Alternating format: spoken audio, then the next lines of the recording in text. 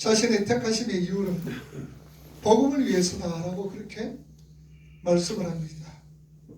그리고 2절에서 그 복음이 무엇인가를 구체적으로 설명하면서 그의 아들에 대하여 성경에 미리 약속한 것이다 라고 말씀을 합니다. 그래서 모든 성경은 다 예수 그리스도에 관한 기록이라고 야고보 5장 39절에 말씀하고 있습니다. 창세기부터 시작해서 계시록까지 전부 다 누구에 대한 얘기냐? 예수 그리스도에 대한 얘기라는 말씀입니다. 예수 그리스도에 의해 확립된 복음의 현실이 그것을 듣게 되는 어떤 대상에게 값없이 전해지는 겁니다.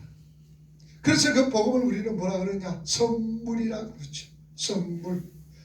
그 복음은 창세전 영원 속에서 이미 계획되었던 겁니다. 역사의 어떤 시점에서 급조된 것이 아니라 하나님께서 창세전에 영원 속에서 이미 계획해 두셨다라는 말씀입니다. 그래서 베드로전서 1장 20절 보세요. 그는 창세전부터 미리 알림 받으심이나 이 말세에 너희를 위하여 나타내신 바 되었으니 창세전부터 미리 알리신 바 됐는데 말세에 너희를 위하여서 나타내신 바 되었더라. 하나님의 아들에 의하여서 역사가 일어난 것. 또한 창세전에 이미 결정되었는데 그 아들이 죽은 자들의 구세주가 되었다라는 것이 복음입니다. 그래서 인간의 모든 행위가 부정당하고 또 아들의 이름만 그리고 아들의 행하신 일만 드러나는 것이 복음인 거예요. 우리는 아무것도 아닙니다. 우리는 진토 아파랍니다. 그리고 우리는 하시포도 쓰레기입니다. 배설물입니다. 이런 것들을 구원의 은혜 안에서 쓰레기 또한 배설물로 발각되어지는 것. 그래서 인간의 모든 행위가 부정당하고 아들의 이름만 예수 그리스도 이름만 그리고 예수 그리스도께서 하신 일만 드러나는 것이 무엇이냐? 복음이다라는 얘기.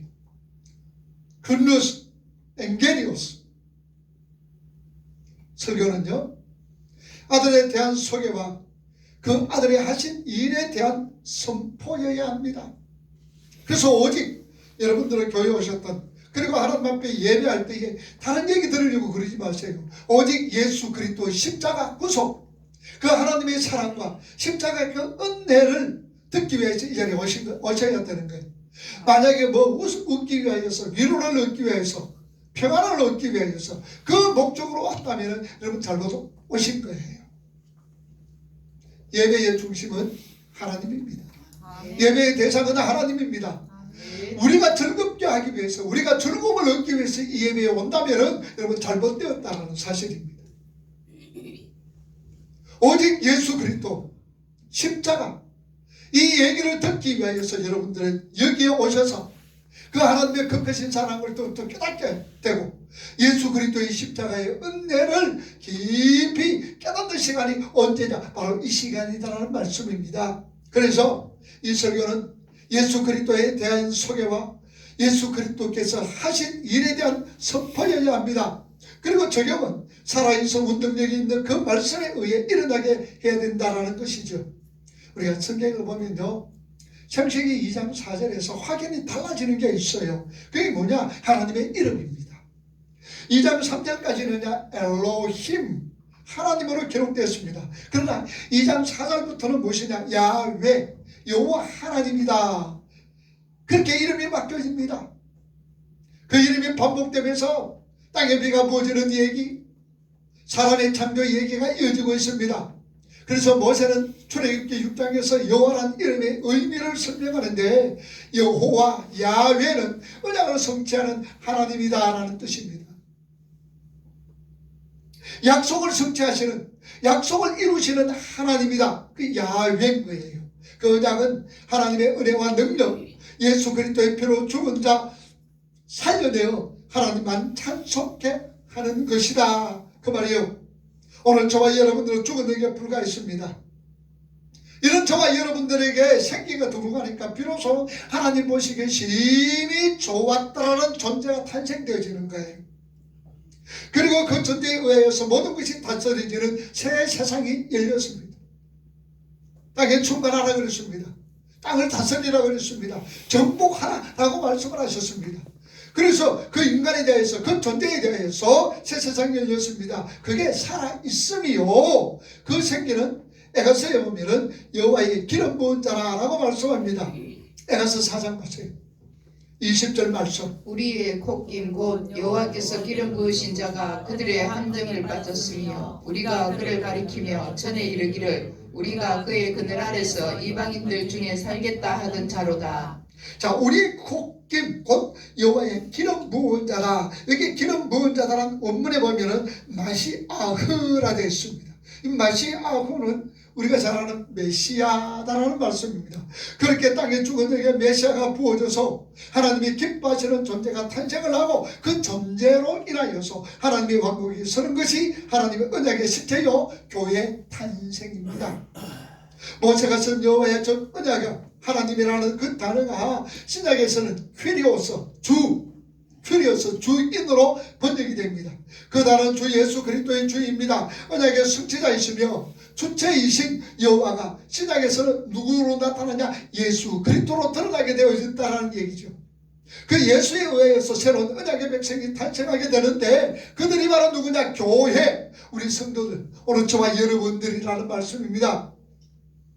그런데 그들의 탄생 과정에 자신의 어떤 힘과 노력이 전혀 개입할 수 없는 것을 설명해 주기 위해서 창세기부터 시작해서 요한계시록까지 긴 설명이 필요했습니다.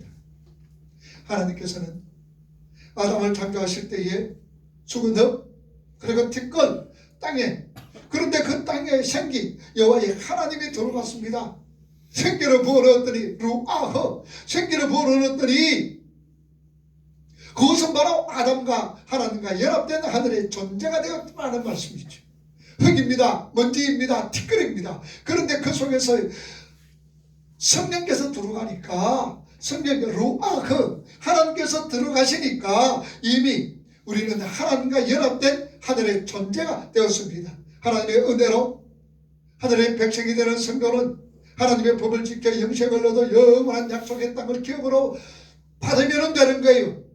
그 속에서 선악과 문제가 있으면 그 문제를 해결하는 예수 그리스도의 십자가가 바로 비밀로 감춰진 거예요. 그래서 구약의 모든 것은 예수 그리스도의 십자가 비밀을 상징하고 감추어둔 것입니다. 근데 신약에서 때가 돼서 예수 그리스도께서 오심으로 통하여서 이제는 감춰졌던 비밀이 드러나게 되었다는 말씀이죠. 고린도전서 2장 6절과 7절 보세요. 그러나 우리가 온전한 자들 중에서는 지혜를 말하노니 이는 이 세상의 지혜가 아니요 또 이 세상에서 없어질 통치자들의 지혜도 아니요 오직 은밀한 가운데 있는 하나님의 지혜를 말하는 것으로서 곧 감추어졌던 것인데 하나님이 우리의 영광을 위하여 만세전에 미리 정하신 것이라. 자, 감추어졌는데 하나님께서 만세전에 미리 예정하셨고 미리 계획을 하셨던 것이 언제? 예수 그리스도로 통하여서 감추어진 그 비밀이 주님이 이 땅에 오심으로 통하여서 이루어졌다는 것을, 감추어진 것이 벗겨졌다는 얘기입니다. 구약에는 아들이라는 해결책이 비밀로 감추어졌지요. 자, 그리고 그 아들이 없이는 사람들이 내놓은 해결책이 뭡니까? 무용함이 계속 지적되어 왔습니다. 창세기의 그림이 출애굽에도 똑같이 반복되어 나타났지요. 이스라엘을 신의 산으로 불러드립니다. 하나님께서 구름으로 나타나셔서 이스라엘을 덮으십니다. 사도 바울은 그 현장을 고린도전서 10장에서 구름과 바다에서 세례를 받았다라고 그렇게 묘사를 합니다. 그래서 구름에서 세례받은 것이 신에서 사건이고 바다에서 세례받은 것이 홍해를 건넌 사건입니다. 자, 그런데 세례는 성령의 인치심의 모형이지요. 따라서 이스라엘은 시내산에서 성령이 덮여 있었던 것입니다. 거기에 이스라엘에게, 그 백성에게 하나님께서 율법을 주어졌습니다. 그리고 그 율법을 잘 지키면은 하나님이 주신 땅에서 그 생명이 길어진다라고 약속을 하셨습니다. 이 내용을 에스겔서만 그렇게 나타나고 있죠. 자, 에스겔서 보면은 죽은 흙이다. 37장에 보니까 마른 뼈다. 이게 바로 이스라엘이요.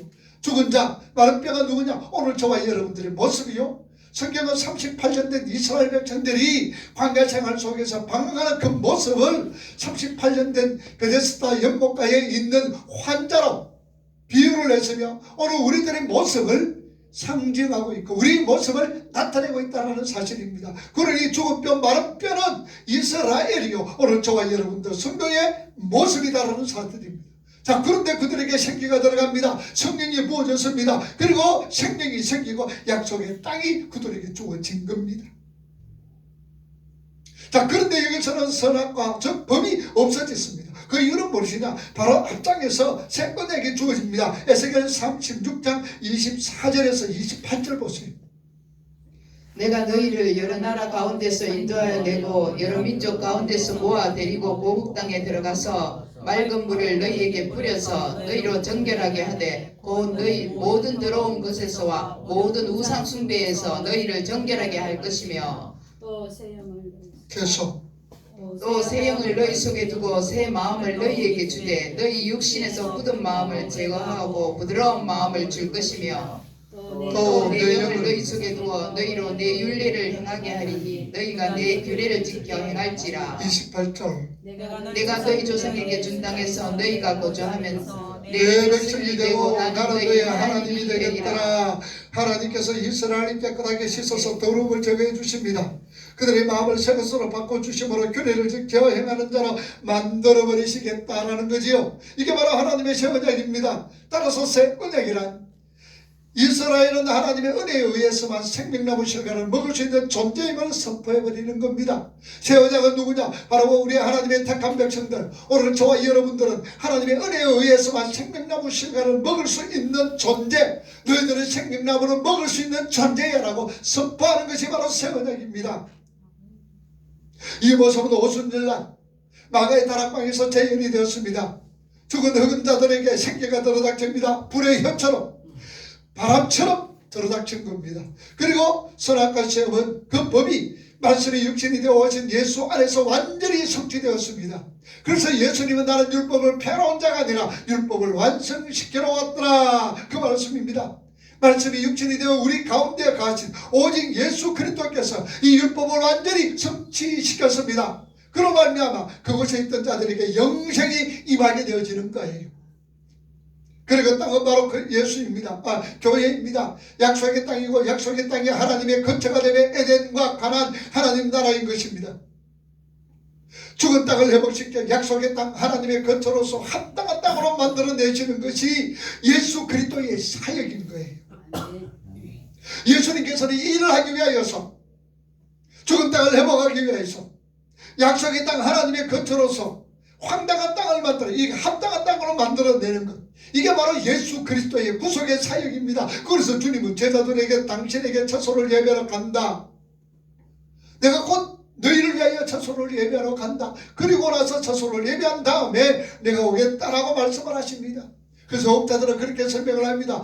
처소를 예배한다는 게 무엇이냐? 그러니까 아직까지 하나님 나라가 완성되지 못하기 때문에 우리들이 살 집을 지으러 예수님 간다라고 해석을 하고 그렇게 설명하시는 분들이 있습니다. 잘못된 설명입니다. 잘못된 해석입니다. 예수 그리스도께서 거처를 예배하러 간다는 말씀이 뭘 말하고 있습니까? 십자가에서 오늘 저와 여러분들의 구원을 완성시키기 위해서 나는 십자가에서 우리 모든 믿음의 성도들의 거처를 완성시키고 십자가의 죽음으로 간다는 사실입니다. 그게 바로 교회입니다. 그래서 여기에서 거처란 하나님과 백성들이 함께 거하는 장소입니다. 그게 바로 교회요, 우리 자신입니다. 그래서 사도 바울은 교회를 가리켜 하나님이 거하시는 성전이다 라고 말씀합니다. 고린도전서 3장 16절, 우리 속에서 성경에 계시는 하나님의 성전인 줄 너희들이 알지 못하느냐라고 사도 바울은 말씀을 하고 있습니다. 우리는 성경을 모시고 있습니다. 그리고 그 성경으로 통하여서 우리는 성전이 되었다라는 말씀입니다. 그러니 우리 자신이 하나님의 처소란 말입니다. 그래서 로마서 8장 19절에서 22절 보세요. 피조물이 고대하는 바는 하나님의 아들들이 나타나는 것이니 피조물이 허무한데 굴복하는 것은 자기 뜻이 아니요 오직 굴복하게 하시는 이로 말미암음이라. 계속 그 바라는 것은 피조물로 서거짐의 종로를 한 데서 해방되어 하나님의 자녀들의 영광의 자유에 이르는 것이니라. 22절 피조물이 다 이제까지 함께 탄식하며 함께 고통을 겪고 있는 것을 우리가 아느니라. 안다. 사람이 타락하기 전에는요 사람과 땅 사이에는 아무런 문제가 없었습니다. 땅은 하나님의 창조하신 뜻을 따라서 풍성한 열매를 내었습니다. 땅은 하나님과 잘 조화를 이루었습니다. 이러한 조화를 가장 잘 보여주는 것이 에덴 동산입니다. 에덴은 하나님이 인간과 함께 하시는 것이요, 땅은 하나님의 뜻을 따라서 다스리는 사람에게 아무런 어려움을 제공하지 않았습니다. 그러니까 땅과 사람이 함께 하나님 편에 서 있었기 때문입니다. 그러니 땅은 우리 인간들에게 아무런 어려움을 제공하지 않습니다. 아무런 어려움을 주지는 않습니다. 그래서 땅과 사람이 연합의 모습입니다. 그 연합의 모습이 죄를 짓기 전에 에덴 동산과 인간의 모습이라는 사실입니다. 자, 그런데 사람이 타락한 후에는 땅이 사람들을 거부하고 사람의 반대편에 서는 것을 우리가 볼 수가 있습니다. 땅이 사람을 토해버리는 그런 형국입니다. 완전히 땅과 사람의 분열입니다. 땅과 사람의 분열 속에서 뭐가 있습니까? 수고가 있습니다. 아픔이 있습니다. 고통이 발생하는 거예요. 괴로움이 있는 겁니다. 죽음이 있는 겁니다. 가인의 동생 아벨을 죽였을 때에 땅에 피를 바라 놓았다가 그 피가 하나님께 호소하도록 한다. 땅은요, 가인의 살인 사건을 정언하는 주민이 되었습니다. 이렇게 땅은 죄를 지은 우리 인간들에게 효력을 내지 않습니다. 땅은 살인자를 배척합니다. 그래서 가인은 땅에서 떠돌아다닐 수밖에 없게 되었지요. 그래서 이 땅은 두려움과 무서움이 장이 되어버렸습니다. 자, 그런데 하나님께서 누구를? 그 살인자를 보호하십니다. 하나님 뭐라 그럽니까? 가인에게 손을 대는 자는 하나님께서 죽여버리겠다라고 말씀을 합니다. 그거 참 이상해요. 아벨은 죽을 때 하나님께서 아무런 조치를 안 합니다. 그 아벨은 뭐냐? 나중에 아벨은 죽어야 되죠. 아벨이 죽어야 셋이 나타납니다. 그것은 복음입니다. 예수 그리스도께서 죽음으로 통하여서 우리들이 살아난다는 것을 보여주고 있습니다. 그런데 하나님께서는요, 아벨이 죽인 그 가인을 손대는 자에게 하나님이 죽여버리겠다라고 말씀합니다. 하나님께서 살인자 가인을 열심으로 지키고 계십니다. 그런데 여기에는 두 가지 중요한 메시지가 담겨져 있는 거예요. 하나님께서 가인을 지키시겠다고 하신 것은 두 가지 중요한 메시지인데, 첫째는 무엇이냐? 이 세상에서의 육신의 죽음은 하나님이 관심 밖이라는 사실입니다. 육신의 죽음은 하나님은 아무것도 아니다라는 말씀이에요. 이 육신의 죽음이 사실은 죽음이 아닌 신체가 아님을 깨닫도록 하기 위해서다라는 사실이죠. 왜냐? 사람들이 알고 있는 죽음에 대한 정의가 진짜 죽음이 아니다라는 것을 하나님은 가인으로 통하여서 말씀해 주고 있습니다. 우리 성도들의 죽음은 뭐예요? 뭐라고 그럽니까? 성도들의 죽음은 잠잔다 그렇습니다. 우리 믿음의 성도들의 죽음은 복되다라고 말씀을 하고 있습니다. 그리고 세상 사람들의 죽음은 영과 육이 분리되는 어떤 상태, 세상 사람들의 죽음은 바로 그 영이, 그리고 주님께서 재림하실 때예요. 그리고 그들은 영원한 지옥불에, 천연왕국이 끝난 다음에 영원한 지옥불에 떨어지는 걸 둘째 사망이라고 그랬습니다. 근데 우리 믿음의 성도들은 그 죽음이 두렵지 않아요. 왜냐? 그 죽음은 하나님께서 말씀하시는 그 죽음이 아니기 때문입니다. 그래서 우리는 죽었다, 그러니까 눈 딱 뜨면 어딥니까? 천국이에요. 세상 사람들과 다른 거예요. 그래서 성도들의 죽음은 복되다는 거예요. 여러분들 죽음을 두려워하지 말라는 말입니다. 그런데 우리는 뭐냐? 죽음 앞에서 벌벌 떨고 있어요. 어떻게 하면 우리가 오래 살까? 여러분들 오래 사는 것도 하나님 손에 있는 거예요. 건강하세요. 건강. 여러분, 건강을 위하여서 건강 보조품도 좀 먹고, 건강을 위해서 운동도 좀 하시고, 휴식도 좀 하시고 해야 되지. 오래 살면, 여러분 오래 살면 뭐 하는데? 오래 살면 소용없어요. 건강에 사시다가 주님 부르실 때 기쁨으로 가는 거예요. 그러니 하나님께서 이 가인을 지키겠다는, 너희들이 알고 있는 죽음의 정의가 그것 아니다라는 것을 우리에게 던져주는 메시지인 거예요. 이 세상에서 진짜 죽음을 경험하시는 분은 누구냐? 예수 그리스도밖에 없습니다. 예수 그리스도밖에 없는 거예요. 그 죽음이 어떤 죽음인지 우리는 상상할 수가 없습니다. 하나님의 보호는요, 육신의 안위를 위한 것이 아니라 하나님의 언약이 성취되는 쪽으로 발생이 되어지는 것이다, 그 말이에요. 그리고 둘째로는 하나님께서 가인을 보호하신다는 것은, 타락한 사람은요, 하나님의 보호에 의해 자신이 아니게 결정된다는 걸 믿질 않아요. 하나님께서 나를 보호하시기 때문에 나는 평안하다, 나는 안전하다는 이 믿음 갖지를 않아요. 강조, 그냥 하나님께서는 믿지 않음을 강조하기 위한 그 장치가 내가 가인을 지켜주겠다라고 얘기합니다. 자꾸 움직이지 말고. 가인을 이렇게 믿지를 않는다, 내가 보호해준다, 그가 나를 믿는 자가 아니다라는 것을 강조하기 위한 장치입니다. 여러분, 가인은 하나님을 믿지 못했어요. 그래서 그는 자기 힘으로 성을 쌓아서 가인성, 자기를 둘러버린 겁니다. 자기를 보호하는 하나님을 자신의 성 밖으로 밀어내는 행위인 거예요. 그래서 세상의 건축자들은 예수 그리스도를 뭐라고 했습니까? 모퉁이 돌, 예수 그리스도를 모퉁이 돌을 자기의 성 밖으로 내어 던져버린 겁니다. 근데 그 모퉁이 돌이 뭐가 됐다 그랬어요? 머릿돌이 되었다.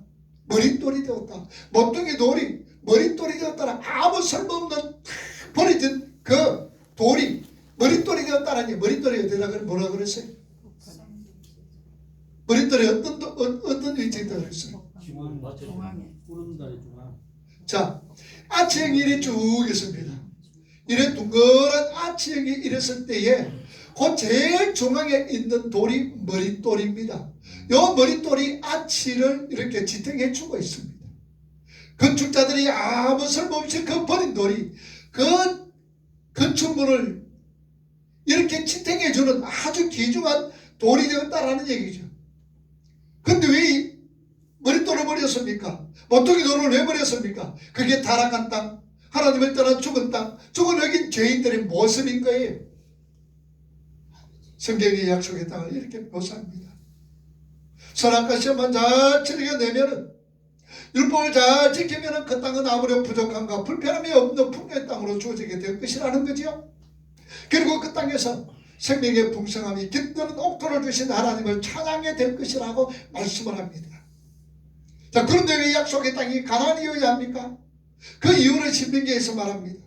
이후에 자세하게 또한 신명기 11장에 자세하게 말씀을 합니다. 우리 한번 봅시다. 신명기 11장 10절에서 15절. 신명기 11장 10절에서 신명기 11장 야 나왔는데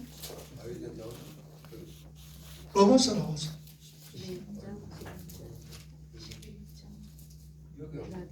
자 읽어봅시다. 신명기 11장 10절에서 15절.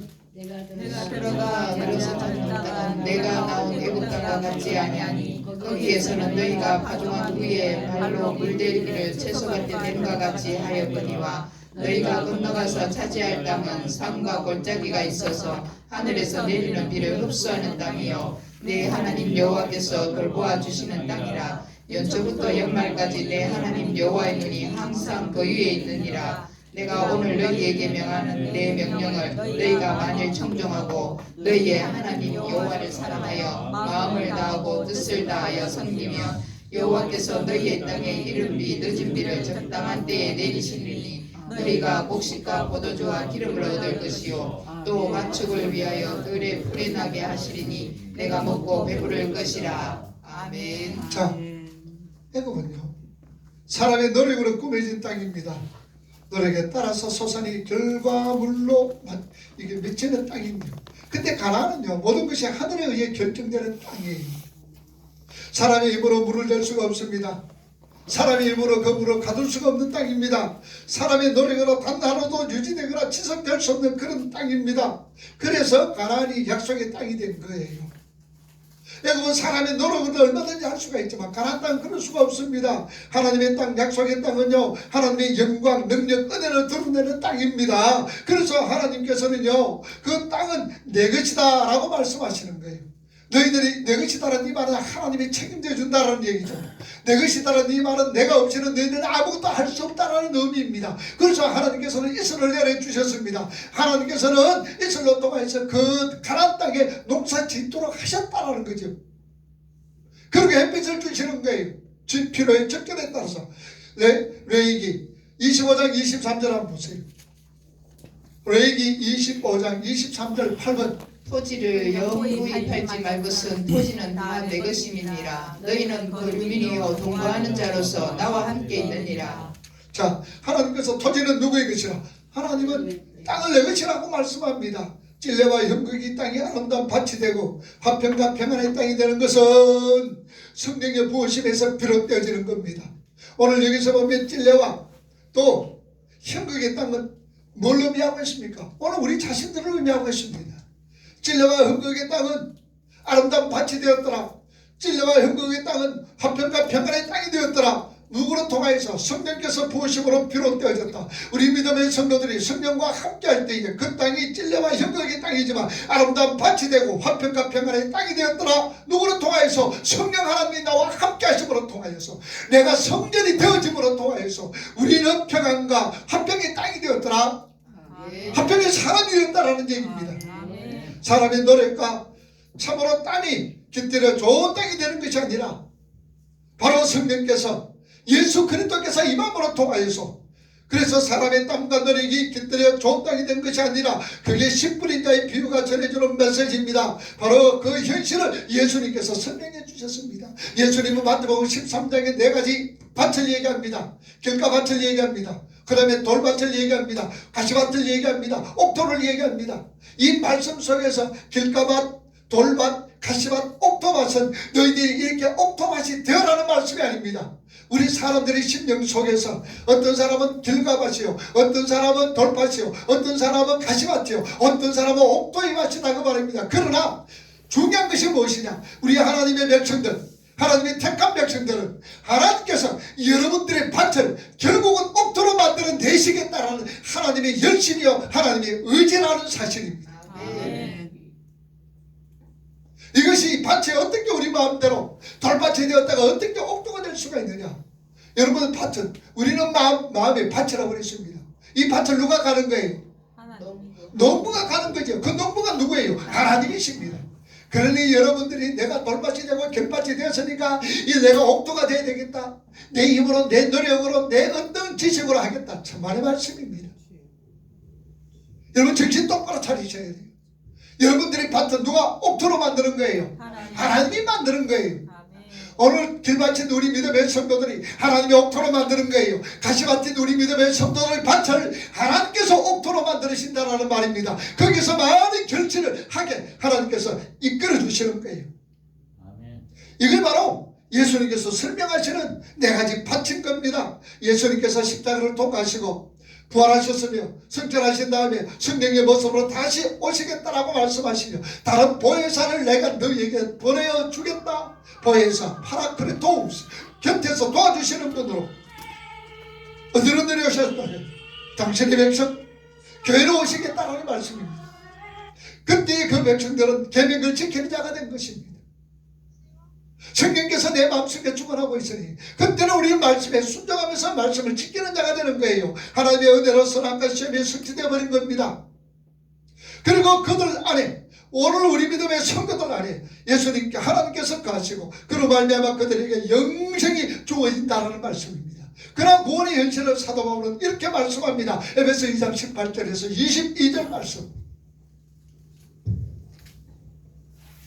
읽어봅니다. 이로 말미암아 그러므로 이제부터 너희는 외인도 아니요 나그네도 아니요 오직 성도들과 동일한 시민이요 하나님의 권속이라. 권속이라. 20절 너희는 사도들과 선지자들의 터 위에 세우심을 입은 자라 그리스도 그리스도 예수께서 예수께서 친히 모퉁이 돌이 되셨느니라.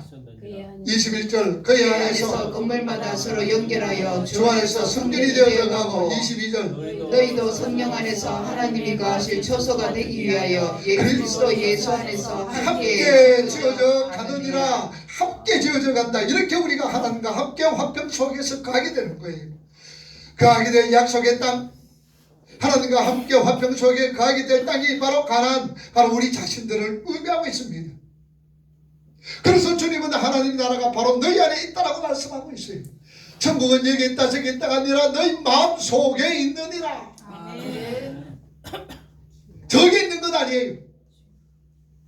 저곳에 있는 것이 아니라 가나안 땅, 천국은 바로 오늘 저와 여러분들의 마음속에 있는 거예요. 그러니 우리가 천국의 삶을 사셔야 되는 거예요. 천국이 내 마음속에 있단 말입니다. 이 말은 내가 천국이다라는 얘기예요. 근데 우리는 내가 천국이면서 삶을 어떻게 살아요?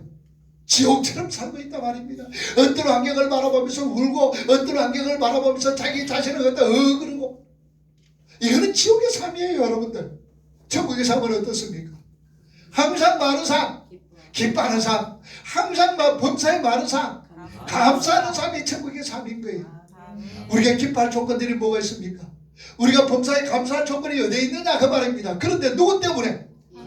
주님 때문에. 주님이 내 속에 가시고 내가 가난이 되었단 말입니다. 그러니 우리는 감사할 수 있는 거예요. 그래서 기뻐할 수 있는 거예요. 환경 때문에 웃고 환경 때문에 우는 것이 아니라 하나님 한 분만으로 기뻐합니다. 아침에는 예수로 눈을 뜨게 하시고 저녁에는 예수로 잠을 자게 하시네. 예수님 내 주여 내 중심에 오셔서 주님 한 분만으로 만족하옵니다. 아멘. 누구 때문에 만족? 주님 때문에. 내가 가난이 됐단 말입니다. 하나님과 연합이 됐단 말입니다. 예수 그리스도와 하나가 됐단 말입니다. 그러니 우리는 기뻐하고 감사하고 즐거워할 수가 있는 거예요. 아멘. 조금 주어진다고 해요. 세상과 조금 주어진다고 기뻐하고 없어졌다고 해요. 그런 자가 아니에요. 벌써 우리는 하나님이 주시는 거 감사합니다. 하나님이 주시는 거 감사합니다. 그래서 누가복음 6장 16절을 뭐라고? 주라 그리하면 너희에게 후이되어 흔들어 넘치도록 안겨주리라. 이 조건이 뭐예요? 우리는 보면은 뭐가 좋아하느냐? 안겨주리라. 후이되어 흔들어 넘치도록 안겨주는 거, 요거만 좋아하는 거라. 그래서 하나님 주세요 그래. 그게 중요한 것이 아니라 앞에 뭐라 그랬어요? 주라. 우리는 여기가 크로점이 돼야 된단 말이에요. 이거는 그들도 안 봐. 주라는 말은 안 봐. 후이되어 흔들어 넘치도록 안겨주리라. 아멘. 그러면서 받는 것만 좋아하는 거예요. 받는 것만 좋아하는 거예요. 성경은 뭐라 그랬어요? 주는 자에게 주라. 그리하면 너희들에게 후이되어 흔들어 넘치도록 안겨주리라. 뭐가 전제가 됐어요? 흘러보내는 것. 왜냐? 가난은 하나님의 은혜를 통해서 은혜를 부어지는 것이 가난이에요. 그러니까 우리가 죽은 거예요. 이렇게 하나님께서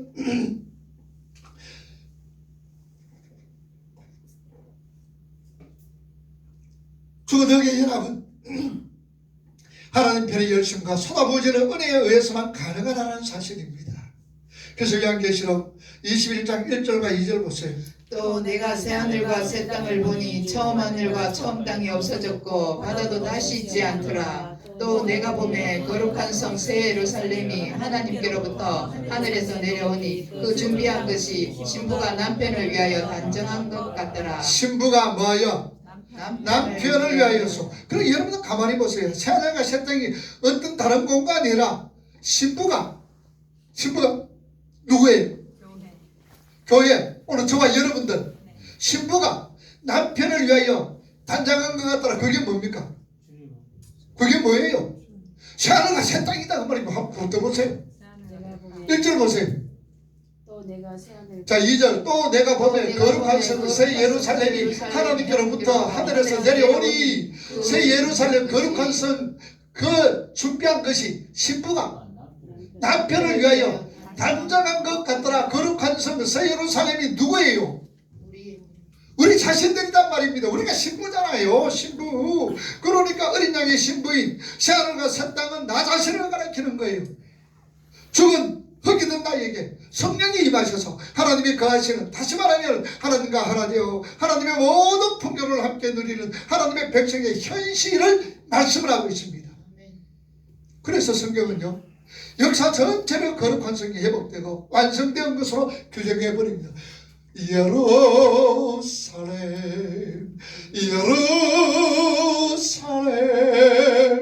거룩한 성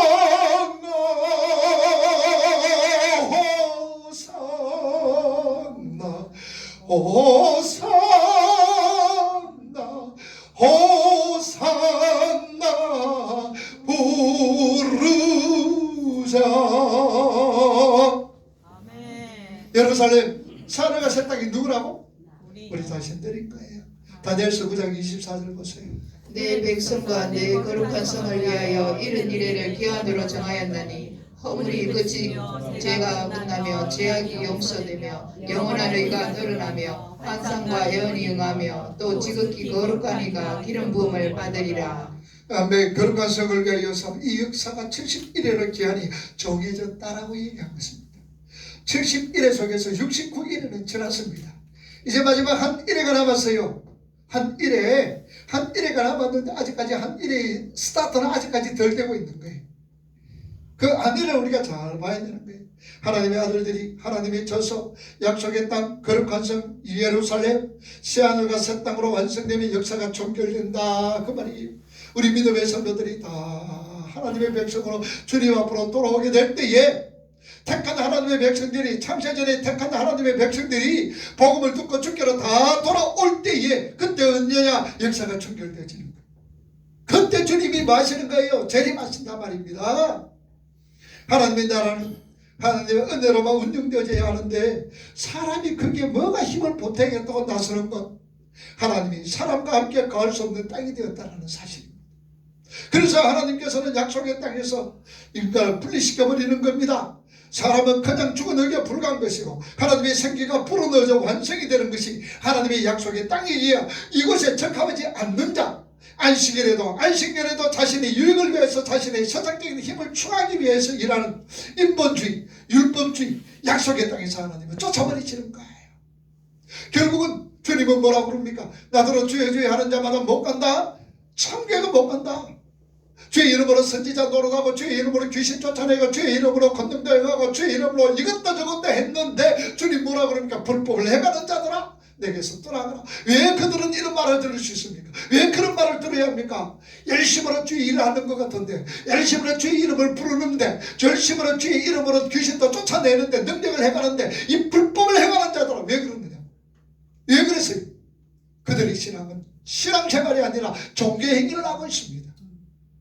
모든 것이 자신이 위주로 하고 있는 거예요. 쉽게 말하면 오늘날 이기주의로 살아가고 있는 거예요. 그게 종교행위입니다. 오늘 우리 교회 안에서 이기주의자들이 내 자신이 중심이 되어 살아가 내 유익을 위해 살아왔던 자 이제는 이거 십자가에서 다 소멸되어 버려야 됩니다. 우리는 하나님 나라 확장을 위해서 삶과 입으로 절하는데 하나님 나라 확장을 위해서는 내가 흘러보내야 되는 거예요. 내 재능도 흘러보내고 내가 가진 거 흘러보내는 거예요. 그럴 때에 하나님께서 또 채워주시고 또 흘러보내지는 거예요. 다 보내지. 근데 결국은 그럼 우리는 인본주의, 율법주의의 약속의 땅에서 하나님께서 쫓아버리시는 거예요. 역대하 36장 20절 21절 한번 봅시다. 칼에서 살아남은 자를 그가 바벨론으로 사로잡아가매 무리가 거기서 갈대아 왕과 그의 자손의 노예가 되며 바사 무기 통치할 때까지 이르니라. 21절 21절 이에 토지가 황폐하여 땅이 안식년을 누림같이 안식하여 70년을 지냈으니 여호와께서 예레미야 입으로 하신 말씀이 이루어졌더라. 저희의 토지가 황폐하여 땅의 안식년을 누림같이 안식하여 70년을 지냈으니 자 여러분 보세요. 땅의 안식을 위하여서 이스라엘을 70년 포로 생활 바벨론으로 보내신다는 얘기예요. 땅의 안식을 위하여서 이러한 약속의 땅 거룩한 성 새하늘과 새 땅 교회 하나님 나라 백성들은 하나님의 은혜와 영광만을 찬양하고 뚫어내는 역할을 해야 된다는 얘기죠. 오늘 저와 여러분들의 삶의 목적이 바로 여기 있습니다. 오직 하나님의 영광입니다. 오직 하나님만을 찬양하는 겁니다. 이런 역할을 우리가 감당해야 돼요. 그래서 하나님의 영광과 하나님을 찬양하는 삶이 어떻게 되어진다? 첫째로 하나님의 영광과 하나님을 찬양하는 삶이 나타나는 것. 첫째로 그럼 교회 표 하나 하나님의 자성으로 지어져가 그 교회 꼭 하나. 하나님의 영광과 하나님을 찬송하는 삶은 내가 먼저 뭐가 되어야 돼요? 하나님의 백성으로 지어져 가야 되는 거예요. 그래야 욕을 얻어 먹어. 그래야 세상 사람들에게 예수 믿으세요 입으로 참으로 증가할 때 니나 잘 살아라 그런단 말이야. 그러니 내 삶 속에서 예수가 나타나고 희생하고 헌신하고 봉사하고 충성하는 어떤 모습들이 나타날 때 야 과연 저 사람들 참 예수님 때문에 미쳤구나. 예수님 때문에 모든 걸 포기하는구나. 따라잡는 거야. 이게 하나님의 영광과 찬송입니다. 첫째로 뭐라고? 하나님의 백성으로 지어져가며 둘째로는 하나님의 나라가 확장되어가며 하나님 나라 확장인 거예요. 입으로 삶으로 하나님 나라 확장을 위해서. 그래서 우리가 힘을 내는 거예요. 우리 연약합니다. 부족합니다. 그래서 내가 하나님의 백성으로 지어져가는데 장애물이 너무나 많아요. 예, 우리 연약성 때문에. 그러니까 우리는 뭘 해야 되는 거예요? 기도하라 그 말입니다.